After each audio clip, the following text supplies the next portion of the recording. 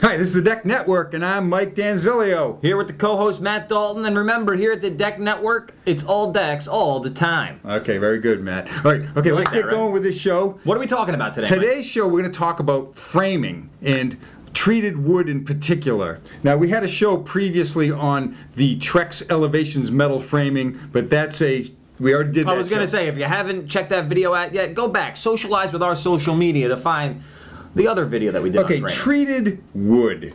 Treated wood for framing. Okay, What's it all about, Mike? Let's first talk a minute about treated wood. Now, what is this? Wood that is seek the treatment of a psychiatric professional? What are we talking about? Treated wood here. Treated wood is southern yellow pine that has been put in under a vacuum. It is impregnated with a chemical to keep it from rotting. Okay. Now, treated wood has been around for about 35 years. When I first got into the decking business, it was just getting started. It cost about 3 times as much as the standard spruce or hemp fir, any of these other products. And it had a much longer shelf life, I'm assuming? That's why it was more expensive, or? Well, because it was new. Okay. And, now it's close to the same price. They keep it a little bit more because people would use the treated wood because it's stronger. Now, treated wood or southern yellow pine has been around for, obviously, forever.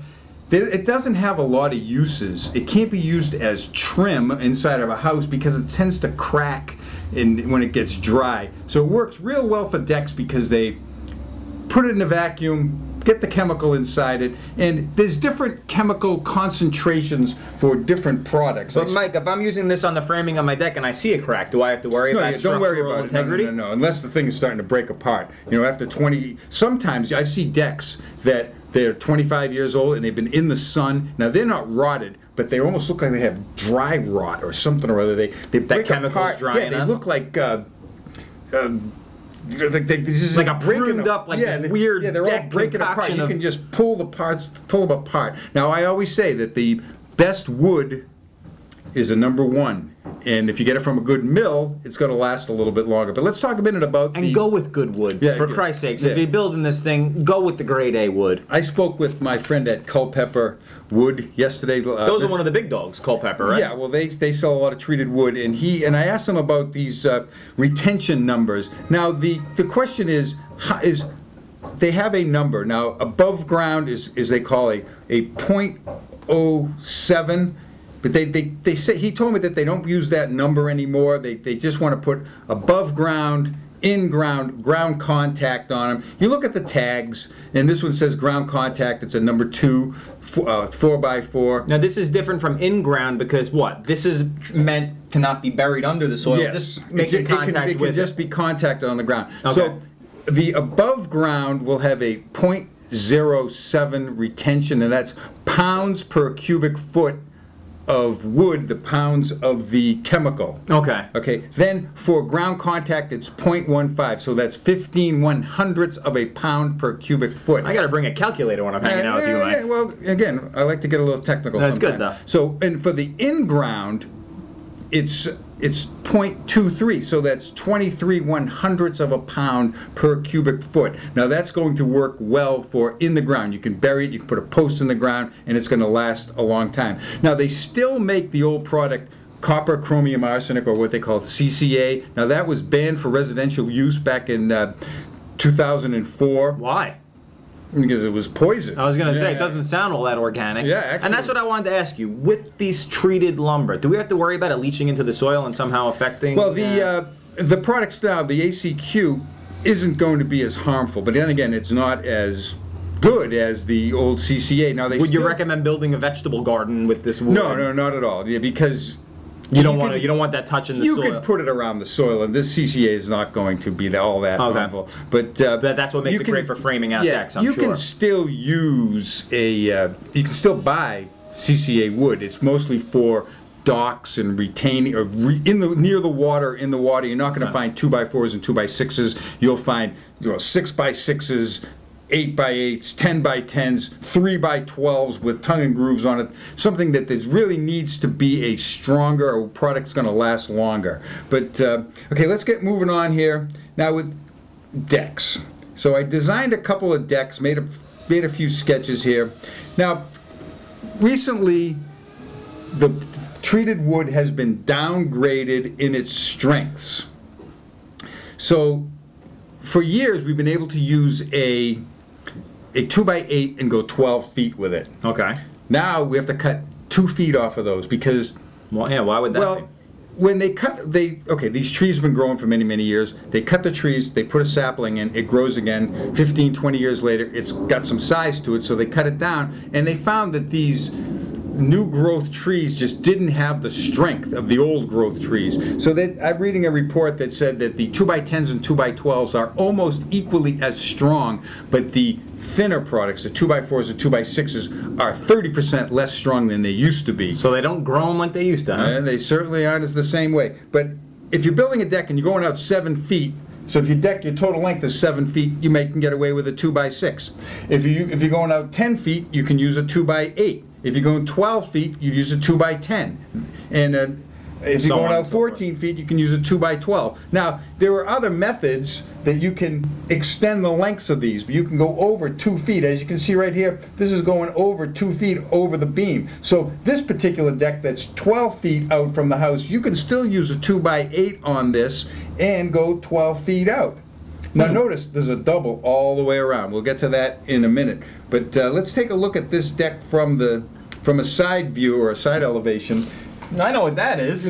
Well, you're very good at those. It's a sonotube right there, a footing, Mike. Yeah. Come on. Okay, so we have our sonotube footing, we have a post here, and then we somehow have to have some sort of beam system. So I brought some different pieces of wood here, and again, you want to start with good stuff. And the Simpson Strong Tie makes high quality products for whatever you're going to need. It seems like Simpson is fully endorsed by the Deck Network. Yeah, absolutely. I just think everything is great. I would never buy anything other than a Simpson product. They have great, let's say you'd have a post support like this into the aforementioned sonotube that Matt is well aware of.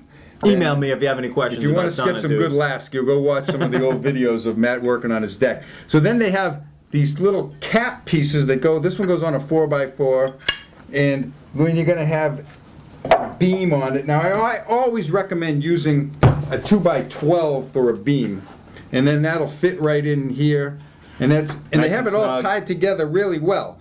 And then of course if you want to use 6x6s, we have the same products for 6x6s also. And here's a nice chunk of a 6x6, and of course they have this beautiful piece here. You can fit 3 2x12s in here.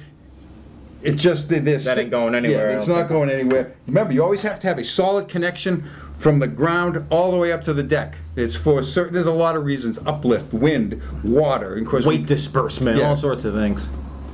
Okay, so back to this deck. We mentioned earlier that you want to have a double all the way around. This is ridiculously important. Why is that? Well, okay, if you have a railing on here, railings are heavy.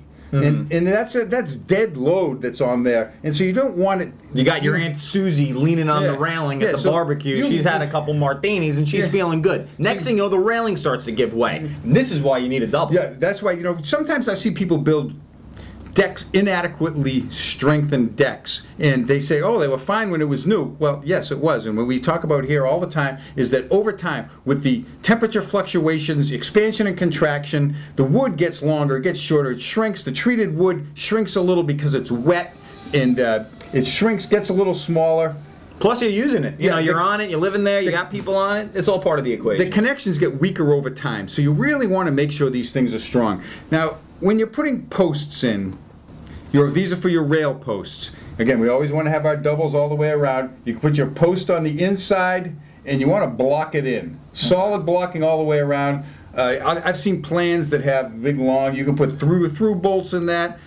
I personally feel that if you use a nail gun and use 5 or 6 nails on each one of these sides in there, that 4x4 is not going anywhere. You'll go over that rail before that rail is going to give. Now, and then on the sides, you have to have 2 of these blocking pieces. You want to go all the way around on this wood. Very, very important. And for people that are considering building a deck this year, when you talk to a deck builder, they may not be always forthcoming with how they're going to build a deck. That's why we are talking about this. You want to ask them about the footing, what size it's going to be, the dimension, how deep is it going to go into the ground, how their design. You want to see their sketch. You can always send it to me, and I'll look it over. They want to know if you want to know if they're going to use doubles around the outside, how the beam is going to look. All these things are utmost important, because what happens if you don't ask these questions? It probably isn't going to get done, and unfortunately, it happens where people will cut corners, and it probably makes the job a little bit tougher to box in these rails. The deck is still going to look the same, but it's not going to be as strong, and you may not notice that for many, many years. So, okay, we looked at this deck here, the 12 by 16 deck. Remember, we always want to have, let's use 2 by 12s on the beams now, because they did downgrade some of this wood. We can do our cantilever. We have our posts in here, the doubles. We saw it from the side. Now someone's going to say, well, what if I want to go out further? Well, okay, of course. So we could just keep adding these onto each other. Now here is a design that I made. This is 20 feet out and 24 feet long. Heck, you can keep going with these. You can make the deck a size of a football field if you want, and still keep within the strengths of these materials. Again, look, we have 2 rows of footings. There's 8 sonotubes on here. So it's basically just doubling the number from the first plans you had out there. In this deck here, we're going, okay, it's 2 10-foot sections, so a 10-foot deck, we can certainly use 2 by 8s on it. Always important, ask the questions. We got all the doubles in here. Our main objective this year on the Deck Network is for people that watch these videos to have safe decks built. Starts with good footings, good hardware, properly designed frames, good wood, and of course it tops it all off with the pretty decking, the nice railings, the nice stairs. So we're going to keep going on with this. Matt, you have anything you want to add? I was going to say, and all those things that Mike just mentioned can be found right here at the Deck Network. And if you have any questions, just send them on to me. I don't know. What's that, Mike at the Mike at the Deck Network. You know, one of these days we should get Matt at the Deck Network. I was gonna say, Mike, you got my mug made up. When am I gonna get my own email address? Well, we gotta talk about that. Maybe Matt, co-host extraordinaire, the homeowner, genius, deck builder at thedecknetwork.com. We can work on what the email address will be. Those are just a couple ideas that I have off the top of my mind. Matt called me the other day and he said we need a makeup stylist here. So. Well, I'm watching back some of the videos. You know, I look a little pale in some of them. Maybe we could have someone just do a little bit with the powder or whatever. Yeah, something. You know. I don't do makeup. Maybe not. That's not my style. All right, folks. That was it for today. Remember, if you have any questions or comments, send them to Mike at the Deck Network. I get emails, probably 5 or 6 of them a week. I don't read them all in the air. But I definitely reply to them right away. And you get back to them. That's what I'm always impressed with. This guy's super busy. He's running a lot of different things, and he always takes the time to answer all the questions. Because at the end of the day, it's important. You don't need that on your conscience that a rail gave out. We want safe decks. So that's it for this show. Have a good day. Ciao for now. Bye now.